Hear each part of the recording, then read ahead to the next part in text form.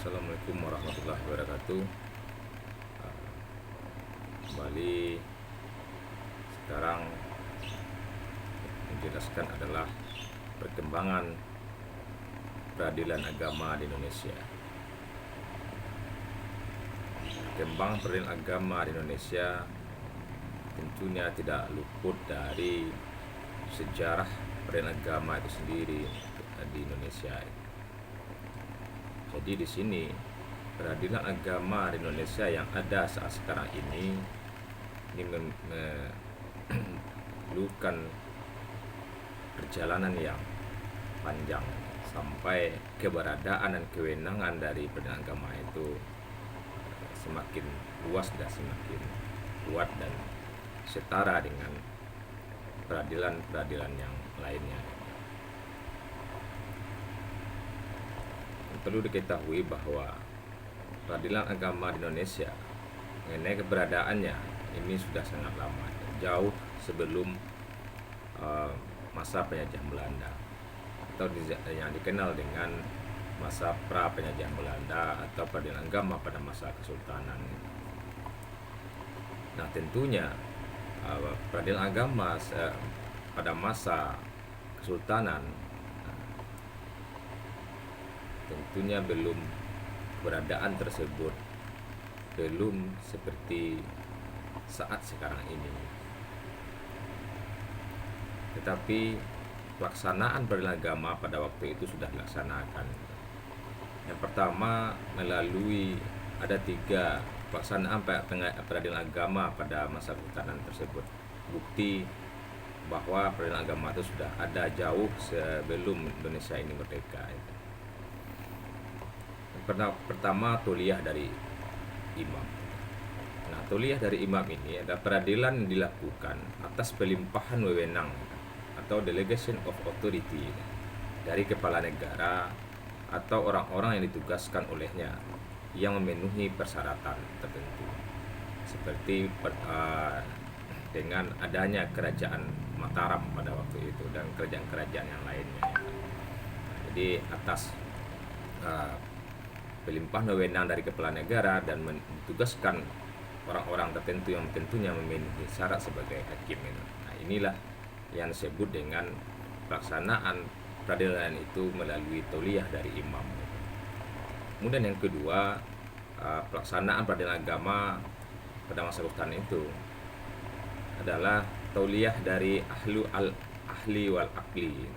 Nah, ini adalah peradilan atas dasar penyerahan wewenang para sesepuh atau orang-orang yang punya wewenang untuk mengangkat dan menghentikan jabatan kesepakatan, seperti Nenek Mamak di Sumbar.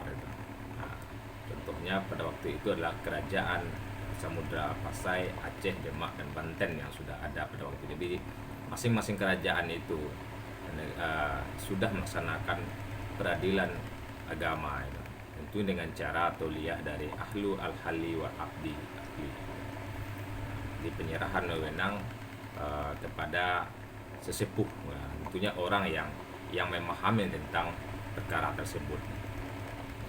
Seperti contohnya adalah penyerahan misalnya dalam penyelesaian sengketa antara kaum, nah itu serahkan kepada nenek mama. Kira seperti itu. Kemudian juga yang ketiga adalah pelaksanaan peradilan itu sudah bukti pelaksanaan peradilan agama itu sudah dilaksanakan pada masa kesultanan itu dengan cara bertahkim itu. Jadi dalam menyelesaikan perkara pada masa kesultanan itu adalah dengan cara bertahkim. Nah, bertahkim ini dia misalnya antara penggugat dan tergugat, atau ada sengketa antara orang yang satu, individu yang satu dengan individu yang lain. Nah, itu menunjuk seseorang untuk dijadikan atau menyelesaikan perkara tersebut gitu. Baik itu dari penggugat, baik itu dari tergugat gitu. Misalnya, nah, jelas dari kedua belah pihak itu menunjuk seseorang yang tentunya yang ahli di dalam sengketa yang dipermasalahkan itu. Nah, dan juga keputusan dari orang yang ditunjuk ini harus dipatuhi oleh kedua belah pihak gitu. Nah inilah dengan cara bertahkim itu, yang mana mungkin kita kenal sekarang itu dengan cara bermediasi gitu. Di peradilan Islam di Indonesia itu dikenal dengan peradilan agama atau juga disebut dengan peradilan khusus gitu, karena mengadili perkara-perkara tertentu atau perkara para perdata Islam tertentu. Di sebelum dan juga sebelum Islam masuk ke Indonesia juga telah ada dua macam peradilan, yaitu peradilan perdata dan peradilan padu. Nah, peradilan perdata ini ada yang menangani perkara-perkara yang menjadi urusan raja. Jadi yang tidak menjadi urusan raja, nah itu adalah di peradilan padu gitu. Nah, kalau ya yang menjadi urusan raja itu namanya peradilan perdata. Misalnya jika tentang masalah yang melanggar aturan itu adalah keluarga raja, nah itu jadi langsung oleh raja sendiri gitu. Nah, makanya disebut dengan peradilan perdata. Kemudian peradilan padu itu adalah perkara-perkara yang bukan menjadi urusan raja gitu.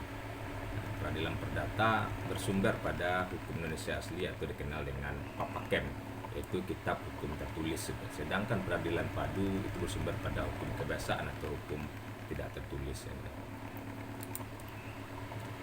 Itu adalah perkembangan sedikit yang perlu kita ketahui, artinya jauh sebelum adanya bangsa Indonesia ini atau sebelum dijajah pun peradilan agama itu sebenarnya sudah ada ya.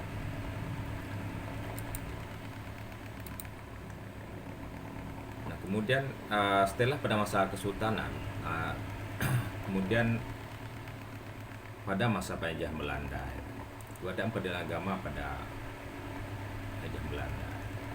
Nah, pada masa penjajahan Belanda yang sebagaimana kita ketahui bahwa Belanda masuk ke Indonesia pada tahun 1569 Masehi. Nah, di sini artinya mulai dikukuhkannya peradilan agama Indonesia adalah pada tahun 1882.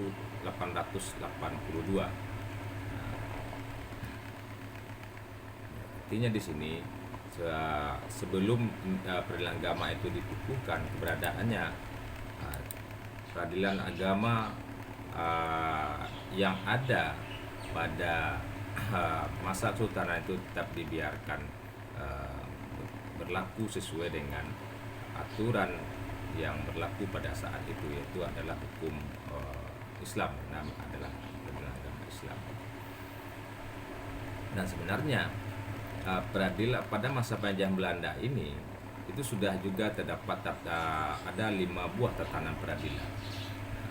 Pertama peradilan gubernemen, kemudian peradilan pribumi, peradilan swaperaja, peradilan agama itu tersebar di daerah tempat kedudukan peradilan gubernemen tersebut, dan pribumi dan swaperaja. Kemudian ada peradilan desa itu. Nah, peradilan gubernemen ini tersebar di seluruh Hindia Belanda.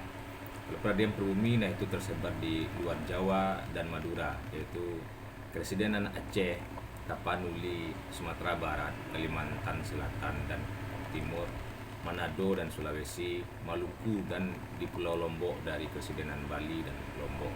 Nah, peradilan agama berada di wilayah yang tersebarnya peradilan gubernemen dan peradilan pribumi dan swaperaja.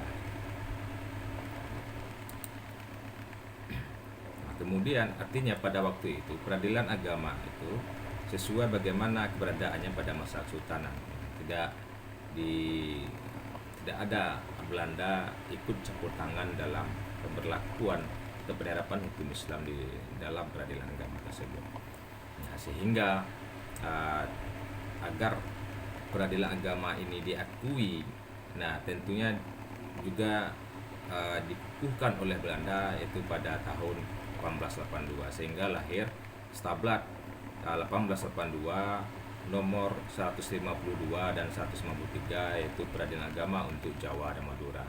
Nah ini menangani wewenang peradilan agama atau agama itu memeriksa perselisihan antar suami dan istri yang beragama Islam, dan perkara lain tentang nikah, talak, rujuk, waris, wakaf dan lain. Nah, tetapi kedudukan peradilan agama berada di bawah Landrat, yaitu pengadilan negeri, atau orang yang tunduk atas putusan peradilan agama maka dimintakan eksekutor flag clearing pada Landrat gitu. Nah, artinya di sini bahwa keberadaan peradilan agama itu tetap diakui keberadaannya sama dengan Landrat gitu. Tetapi kedudukan peradilan agama pada waktu ini, pada Belanda ini, tentunya berada di bawah pengadilan negeri itu, atau Landrat itu, sehingga putusan dari peradilan agama itu harus dimintakan eksekutor flag clearing kepada Landrat gitu. Nah, itu menurut Stablat 882 itu adalah keberadaan peradilan agama untuk Jawa dan Madura itu. Nah, kemudian pada lahir Stablat 1937 nomor 116. Nah, di sini peradilan agama hanya menangani perkara tentang perkawinan saja itu. Dan 610 itu peradilan agama untuk luar Jawa, yaitu Kalimantan Selatan dan Kalimantan Timur itu. Di sini sudah didirikan yaitu Mahkamah Islam Tinggi yang disebut dengan Ofor Islamitis Zaken. Nah, yaitu tingkat banding gitu, pada tanggal 1 Januari 1938. Nah, berbeda di Stablat 1882 dengan Stablat 1937. Nah, tentunya di sini muncul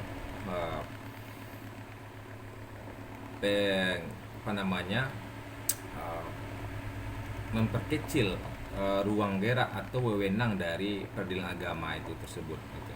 Yang mana pada tahun di Stablat 1882 sesuai dengan teori yang dibawa oleh Van Beck, yaitu teori resepsi in complexio gitu. Nah, artinya pada saat ini Belanda tidak ikut campur tangan tentang apa yang kewenangan dari peradilan agama itu, karena peradilan agama silakan melakukan aturan-aturan hukumnya sesuai dengan aturan sudah hidup pada masa itu, yaitu hukum adat. Hukum adat itu adalah hukum Islam bagi orang yang beragama Islam itu. Nah, sehingga Van Beck mengeluarkan teori resepsi in complexio, artinya bahwa hukum itu hukum yang berlaku adalah bagi agamanya masing-masing, di pemeluk agamanya masing-masing. Nah, jadi jika suatu masyarakat itu memeluk agama, maka hukum adat mereka adalah hukum agamanya tersebut.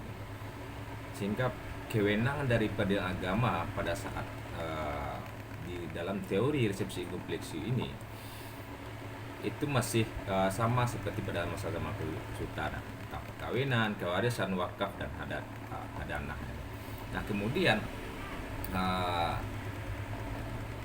pada 1937, nah teori ini dimentahkan atau tidak berlaku lagi, dan itu dimentahkan oleh Snok Oranje, yaitu orang Belanda sendiri, yang mana dia melahirkan teori resepsi in complexio gitu.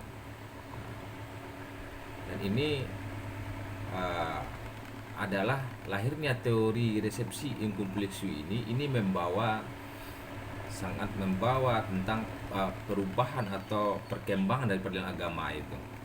Karena peradilan agama di sini itu tidak lagi menangani perkara kewarisan, wakaf dan hadanah dan lain-lainnya itu, tapi hanya tentang perkawinan saja itu. Artinya di sini bahwa pada masa ini, pada teori resepsi in complexio ini oleh Snok Oranje, kewenangan dari peradilan agama itu dipersempit itu, hanya menangani tentang perkawinan saja bagi orang Islam. Karena teori resepsi in complexio adalah hukum Islam itu baru bisa diterima jika diakui oleh hukum adat itu. Nah, artinya hukum yang tertinggi pada saat ini saat itu adalah hukum adat itu. Nah, hukum Islam itu baru bisa diterima jika tidak bertentangan dengan hukum adat gitu. Nah, di sini nampak di sini pengaruh dari penjajah Belanda tersebut yang mengekang dari mempersempit ruang gerak dari kewenangan dari peradilan agama itu, sehingga yang hanya menangani tentang perkawinan saja itu. Dan itu pun putusan dari peradilan agama harus mendapat pengakuan oleh Landrat itu eksekutor of clearing gitu. Itu pada masa Belanda.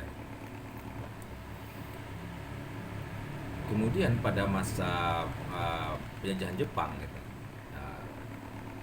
8 Maret 1942 setelah Pulau Jawa dikuasai bala tentara Jepang, maka keluarlah undang-undang bala tentara Jepang namanya Osamu Seizu, yaitu Undang-Undang Nomor 1 Tahun 1942. Dan dalam pasal 3 dikatakan bahwa semua badan pemerintah dan kekuasaannya, hukum dan undang-undang dari pemerintahan yang dulu tetap diakui sah buat sementara waktu, asal tidak bertentangan dengan aturan pemerintah militer.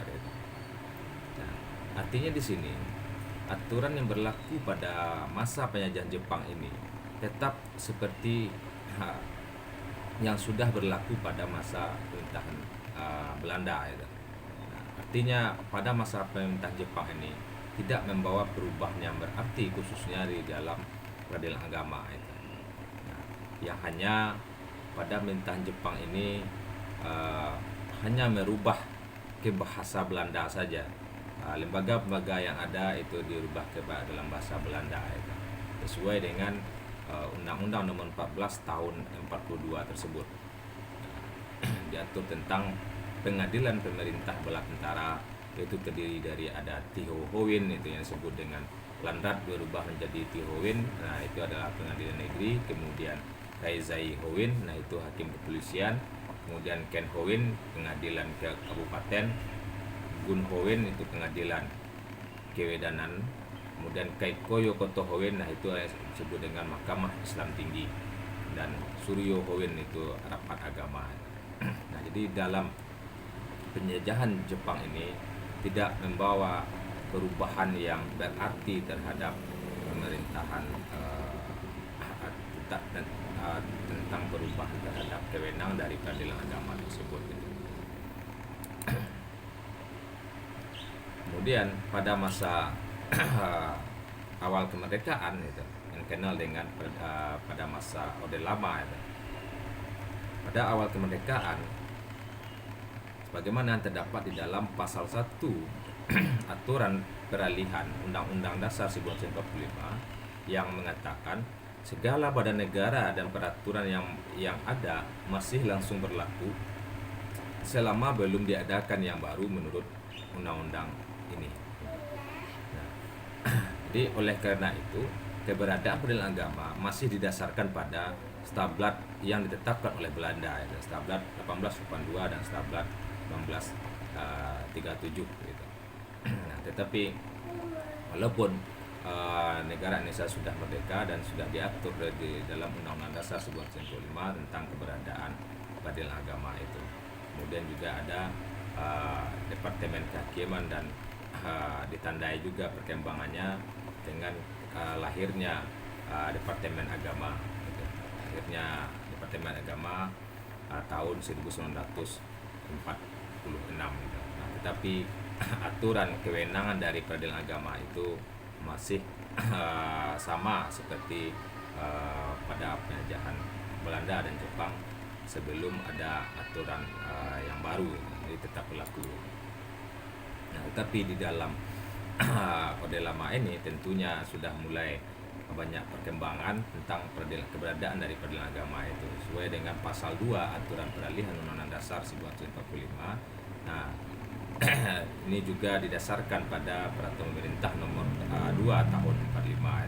Kemudian juga tetap pada dasar Stablat 1882 nomor 152 Junto Stablat 1937 nomor 116 dan 610 itu peradilan agama Jawa dan Madura, dan nomor 9 dan 1939 itu peradilan agama Kalimantan Selatan dan Kalimantan Timur itu. Nah, kewenangan hanya dalam bidang perkawinan saja gitu. Kemudian lahir Undang-Undang Nomor 19 Tahun 48. Nah, ini tentang susunan kekuasaan Badan Kehakiman dan Kejaksaan. Nah, di pasal 6 ayat 1 dikatakan bahwa dalam negara Indonesia terdapat 3 lingkungan peradilan agama, yaitu peradilan umum, peradilan militer, dan peradilan ketentaraan. Dan bahkan di sini belum diatur setelah Indonesia merdeka pun tahun 48, pada tahun 48 dalam Undang-Undang Nomor 19 tahun 48. Nah, sini belum juga diatur secara khusus undang-undang yang mengatur tentang peradilan agama itu. Nah, tapi bukan berarti peradilan agama di sini tidak ada. Peradilan agama itu tetap ada, tapi dia dimasukkan ke dalam peradilan umum gitu. Nah, kemudian perkembangan selanjutnya lahir Peraturan Pemerintah Nomor 29 tahun 57 itu yang mengatur tentang Mahkamah Syariah untuk Aceh gitu. Dan juga Peraturan Pemerintah Nomor 45 tahun 57, dan itu mengatur khusus mengatur seluruh keberadaan peradilan agama luar Jawa dan Madura. Jadi di luar Jawa dan Madura itu diatur dengan Peraturan Pemerintah Nomor 45 tahun 57. Nah, ini di sini penataan peradilan agama pada masa Orde Lama pada tahun 1946, maka tetapkanlah Undang-Undang Nomor 22 tahun 46 tentang pencatatan nikah, talak, dan rujuk. Nah, ini seragam untuk seluruh Indonesia. Kemudian Peraturan Pemerintah Nomor 45 tahun 57 tentang pembentukan Mahkamah Syariah di Nanggro Aceh Darussalam, bahwa kewenangan dari Mahkamah Syariah adalah tentang munakahat, waris, wakaf, hibah, sedekah, baitul mal, dan lain-lain. Bila perkara tersebut menurut hukum yang hidup diputus berdasarkan agama. Jadi dari sini, dari perkembangan dari keberadaan peradilan agama pada masa awal kemerdekaan, itu dikenal dengan Orde Lama, walaupun peradilan agama itu belum diatur dengan undang-undang khusus, masih berada di bawah peradilan umum, tapi kewenangan dari peradilan agama itu sudah diperluas itu, seperti yang terdapat di Mahkamah Syariah di Nanggro Aceh Darussalam itu. Tidak hanya tentang perkawinan saja, juga tentang munakahat, waris, dan lain-lainnya gitu. Jadi juga peradilan agama juga tidak hanya di wilayah Jawa dan Madura saja, dan juga Kalimantan Selatan dan Kalimantan Timur, tapi juga diatur dengan peraturan pemerintah. Lalu banyak lahir peraturan yang mengatur tentang peradilan agama di seluruh wilayah Indonesia, dan juga bagaimana tata beracara, yaitu diatur dengan undang-undang tentang pencatatan nikah, talak, dan rujuk tersebut. Jadi sudah mulai berkembang tentang keberadaan peradilan agama pada masa Orde Lama. Nah, kemudian di masa Orde Baru, nah itu Undang-Undang Nomor 19 tahun 48 itu sudah diganti menjadi Undang-Undang Nomor 19 tahun 64. Nah, tentang pokok-pokok kekuasaan kehakiman, dan sehingga Undang-Undang 1964 ini diganti dengan Undang-Undang Nomor 14 tahun 70. Nah, di dalam Undang-Undang Nomor 14 tahun 70, nah disinilah telah memberikan tempat kepada peradilan agama sebagai salah satu peradilan dalam tata peradilan di Indonesia. Nah, artinya keberadaan peradilan agama di sini semakin kuat itu. Sehingga berdasarkan keputusan Menteri Agama tahun 1972, terbentuk 4 kantor peradilan agama dan 6 cabang kantor peradilan agama atau Mahkamah Syariah di dalam Provinsi Riau, Jambi, Aceh, dan Sumatera Utara itu. Nah, kemudian dengan berlakunya Undang-Undang Nomor 1 tahun 74, maka kekuasaan pengadilan di lingkungan peradilan agama di bidang perkawinan menjadi bertambah dan telah seragam di seluruh Indonesia itu. Pada awalnya perkara-perkara di lingkungan peradilan agama belum dapat dimintakan kasasi ke Mahkamah Agung. Nah, kasasi itu baru terasasi setelah Peraturan Mahkamah Agung Nomor 1 tahun 77 tentang pemeriksaan kasasi perkara perdata peradilan agama.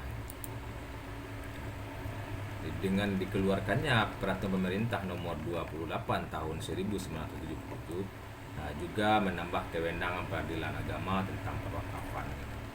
Nah, sehingga dengan Undang-Undang nomor 14 tahun 70 tentang pokok kekuasaan kehakiman itu, dengan semakin kuatnya pada masa Orde Baru ini peradilan agama itu, sehingga keberadaan peradilan agama semakin kuat dengan lahirnya Undang-Undang nomor 7 tahun 89 yang mengatur khusus tentang peradilan agama.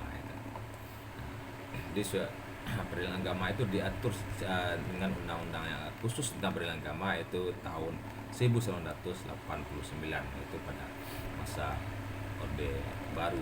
Nah, kemudian kedudukan peradilan agama dalam Undang-Undang nomor 14 tahun 70 dan Undang-Undang nomor 174. Nah, itu pada Undang-Undang nomor 14 tahun 70, nah itu memberikan kedudukan yang kuat bagi peradilan agama, dan di samping itu juga mengakui bahwa peradilan agama adalah pengadilan negara, ya. Nah, artinya dia setingkat dengan lembaga peradilan yang lainnya, baik itu peradilan umum, peradilan militer, dan pemerintah usaha negara, ya. Kemudian di dalam Undang-Undang nomor 1 tahun 74, peradilan agama diakui sebagai suatu lembaga resmi yang diberi kewenangan untuk menangani perkawinan, yang ditetapkan dalam undang-undang ini sebagaimana ketentuan pasal 2 ayat 1 bahwa perkawinan adalah sah apabila dilakukan menurut hukum masing-masing agamanya dan kepercayaannya itu. Selanjutnya pasal 68 ayat 1 Undang-Undang nomor 174 bahwa yang dimaksud pengadilan agama dalam undang-undang ini adalah itu pengadilan agama bagi mereka yang beragama Islam. Kemudian pengadilan umum itu bagi yang lainnya. Ini diatur secara khusus. Dan juga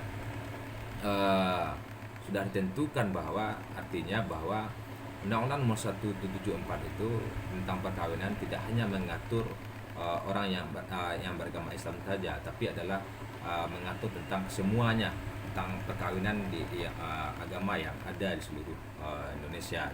Tapi kewenangan dari pengadilan agama adalah bagi orang yang beragama Islam, gitu. Nah, bagi orang yang beragama non Muslim, nah itu tempatnya adalah di pengadilan negeri itu atau peradilan umum, gitu. Kemudian eksistensi atau keberadaan peradilan agama setelah lahirnya Undang-Undang nomor 789 ini tentunya membawa perubahan, itu diantaranya adalah perubahan tentang dasar hukum penyelenggaraan peradilan agama tersebut. Kemudian perubahan tentang kedudukan peradilan agama dalam tata peradilan nasional. Kemudian perubahan tentang kekuasaan pengadilan dalam lingkungan peradilan agama. Kemudian perubahan tentang kedudukan hakim peradilan agama. Kemudian perubahan tentang hukum acara peradilan agama. Dan juga perubahan tentang administrasi peradilan agama. Dan juga perubahan tentang perlindungan terhadap wanita. Jadi dapat disimpulkan bahwa sejak diundangkan dan berlakunya Undang-Undang nomor 14 tahun 70 dan Undang-Undang nomor 1 tahun 74 dan mencapai puncaknya ketika Undang-Undang nomor 7 tahun 89 diundangkan dan diberlakukan. Dan Undang-Undang nomor 14 tahun 70 memberikan tempat kepada peradilan agama di Indonesia sebagai salah satu peradilan negara dalam melaksanakan kekuasaan kehakiman. Dan Undang-Undang nomor 174 itu memperbesar kekuasaan peradilan agama di Indonesia, khususnya di bidang perkawinan. Kemudian Undang-Undang nomor 7 tahun 89 memperkokoh kedudukan peradilan agama dan memulihkan kembali kekuasaannya yang terenggut selama 50 tahun. Dan yang diundangkan dan diberlakukannya Undang-Undang nomor 7 tahun 89 ini merupakan peristiwa paling penting dalam perkembangan peradilan agama di Indonesia. Hal ini ditandai dengan pertama, dasar penyelenggaraan peradilan agama di Indonesia yang seragam. Nah, kemudian kedudukan peradilan agama Indonesia yang sejajar dengan peradilan lainnya, dan kedudukan hakim yang semakin kokoh, dan pemulihan kembali kekuasaan peradilan agama di Indonesia. Juga hukum acara yang lebih jelas dan tertulis, administrasinya yang peradilan lebih profesional, kemudian pelindungan terhadap perempuan. Jadi salah satu aspek yang terkait dengan perkembangan peradilan agama di Indonesia ialah dirumuskannya kompilasi hukum Islam. Ia merupakan bentuk penyelesaian masalah keberagaman hukum substansial dalam pelaksanaan tugas dan wewenang peradilan agama di Indonesia di bidang perkawinan, kewarisan dan perwakafan di kalangan orang yang beragama Islam. Nah, jadi kedudukan peradilan agama pada masa Orde Baru ini, nah, dan itu sesuai dengan undang kekuasaan kehakiman bahwa pelaksana kekuasaan kehakiman adalah Mahkamah Agung dan 4 lembaga peradilan di bawahnya, yaitu Peradilan Umum, Peradilan Militer, Peradilan Tata dan Peradilan Agama. Nah, di sini masing-masing peradilan itu, masing-masing lembaga peradilan itu dibawahi oleh masing-masing departemen itu. Yang kita kenal dahulu itu adalah kalau ada peradilan umum, ada peradilan tata usaha negara, itu di bawah departemen kehakiman itu. Nah, kemudian peradilan militer itu di bawah Panglima ABRI, atau sekarang dikenal dengan Panglima TNI itu. Kemudian peradilan agama itu di bawah Departemen Agama. Nah, artinya di sini pada perkembangan dalam Orde Baru ini, keberadaan peradilan agama atau lembaga yang lainnya itu memang semuanya setingkat, pedanya sudah sesuai itu. Tetapi di sini ada semacam kekeliruan tentang seperti kira-kira ada campur tangan dari pihak eksekutif kepada pihak yudikatif gitu. Padahal ini adalah setingkat itu. Nah, buktinya karena pada masa Orde Baru ini masing-masing lembaga peradilan itu dibawahi oleh eksekutif, yaitu dibawahi oleh eksekutif, itu departemen masing-masing gitu.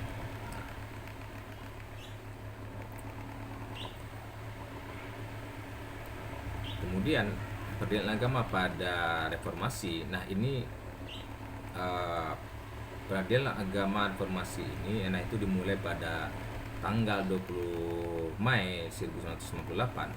Nah, ini adalah salah satu yang dituntut adalah reformasi di bidang hukum, termasuk dalam peradilan, khususnya peradilan agama itu. Nah, di sini pada reformasi itu adanya penyatuan tahapan peradilan agama ke bawah Mahkamah Agung itu. Nah, itu dengan dikeluarkannya Undang-Undang Nomor 35 Tahun 1999 yang merubah beberapa pasal dari Undang-Undang Nomor 14 Tahun 70 gitu, terutama tentang pengawasan dan pembinaan hakim ini. Di Undang-Undang Nomor 35 perubahan atas Undang-Undang Nomor 14 Tahun 70 tentang pokok kekuasaan kehakiman, di mana pengawasan dan pembinaan yang seperti yang terdapat di dalam Undang-Undang Nomor 14 Tahun 70. Nah, itu pengawasan dan pembinaan oleh Mahkamah Agung secara organisatoris, administratif dan finansial itu oleh departemen-departemen gitu. Nah, artinya di sini bahwa pada Orde Baru itu dalam Undang-Undang Nomor 14 Tahun 70 itu pengawasan dan pembinaan itu oleh Mahkamah Agung. Nah, tapi secara organisatoris, administratif dan finansial itu di bawah departemennya masing-masing. Kalau peradilan agama itu di bawah departemen agama itu. Nah, bagaimana dalam pengangkatan hakim, masalah tentang gaji hakim segala macam, nah itu adalah diatur dengan departemen masing-masing, yaitu peradilan agama di bawah departemen agama. Nah, berbeda hal dengan Undang-Undang Nomor 35 Tahun 99. Nah, semuanya berada itu di bawah Mahkamah Agung. Nah, inilah yang disebut dengan penyatu atapan di bawah Mahkamah Agung. Tidak lagi baik itu secara organisatoris, baik itu secara finansial, baik itu secara administratif. Nah, itu tidak berada di bawah departemen di bawah Mahkamah Agung, tidak lagi di bawah departemen masing-masing atau departemen agama itu. Nah, itulah salah satu perubahan yang sekarang itu, bahwa penyatu atapan di bawah Mahkamah Agung, semuanya berada di mahkamah agung baik organisatoris, administratif dan finansial. Kemudian penyatuan tahapan ini juga ditegaskan dalam Undang-Undang Nomor 4 Tahun 2004 tentang kekuasaan kehakiman di Indonesia.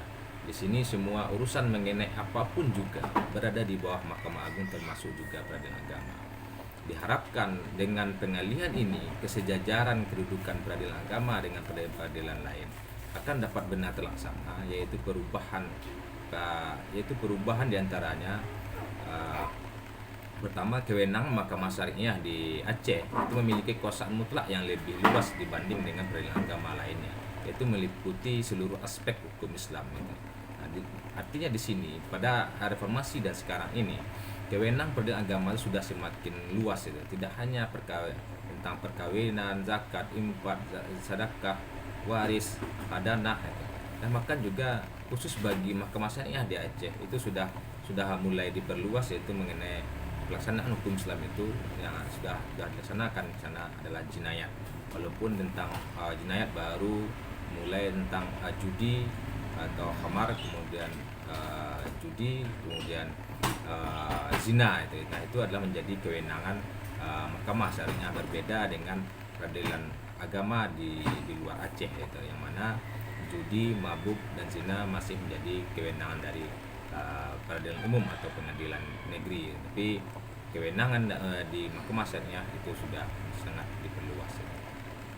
Kemudian juga yang kedua, perubahan di bidang advokat, yang mana lahirnya Undang-Undang Nomor 18 Tahun 2003 yang memberi kesempatan untuk alumni Fakultas Syariah untuk menjadi advokat, baik itu di peradilan agama, peradilan umum, peradilan militer dan peradilan ketatahusan negara. Nah, sebelumnya tidak hanya sarjana hukum umum saja, tapi pada tahun 2003 baik itu hukum Islam atau sarjana agama tamatan syariah itu bisa menjadi advokat.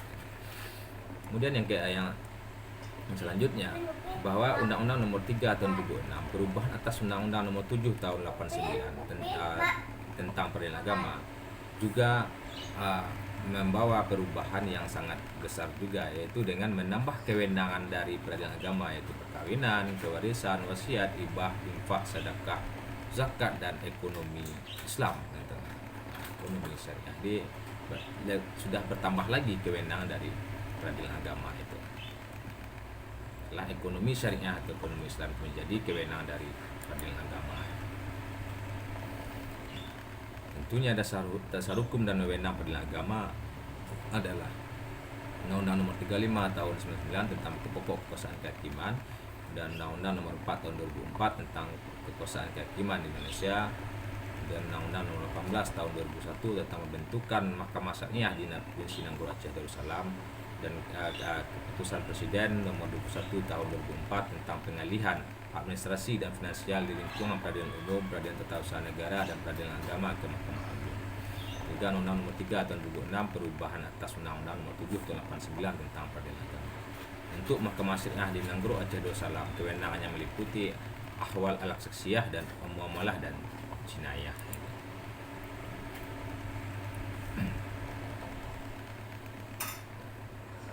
Ini di sini kedudukan peradilan agama dalam Undang-Undang Dasar 1945, kemudian Undang-Undang Nomor 35 Tahun 9, Undang-Undang Nomor 4 Tahun 2004, Undang-Undang Dasar 1945 perubahan ketiga Tahun 2001, Pasal 24 Ayat 2, kekuasaan kehakiman dilakukan oleh sebuah Mahkamah Agung dan badan-badan peradilan yang berada di bawahnya dalam lingkungan peradilan umum, lingkungan peradilan agama, peradilan militer, peradilan ketatahusan negara, dan oleh sebuah mahkamah konstitusi.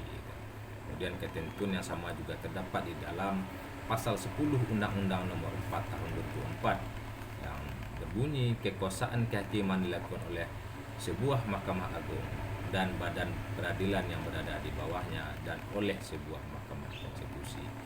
Dan badan peradilan yang berada di bawah Mahkamah Agung meliputi badan peradilan dalam lingkungan peradilan umum, peradilan agama, peradilan militer, dan peradilan ketatahusan negara.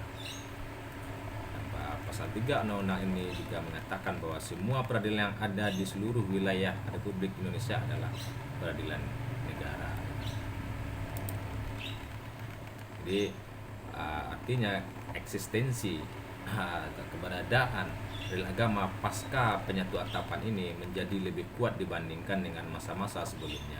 Bila selama ini peradilan agama masih merasakan diskriminasi dan kekurangan dibanding dengan peradilan-peradilan lainnya, maka pada era reformasi ini diharapkan peradilan agama dapat berkembang sejalan dan sama dengan peradilan-peradilan lainnya yang sama-sama berada di bawah satu atap, yaitu Mahkamah Agung.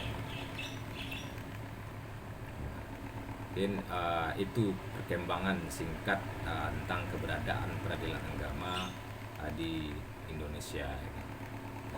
Apapun kewenangan segala macam, itu akan kita lanjutkan di materi yang berikutnya. Ada tak kiri dengan hamdalah. Assalamualaikum warahmatullahi wabarakatuh.